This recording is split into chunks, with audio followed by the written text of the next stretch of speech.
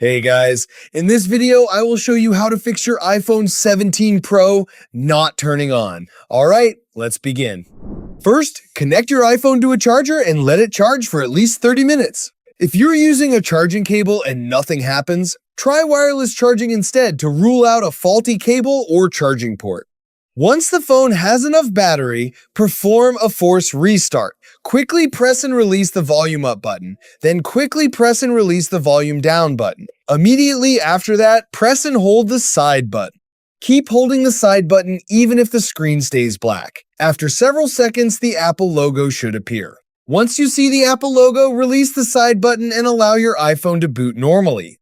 If the phone doesn't turn on the first time, repeat the same button sequence a few more times. Sometimes it may take multiple attempts before the device responds.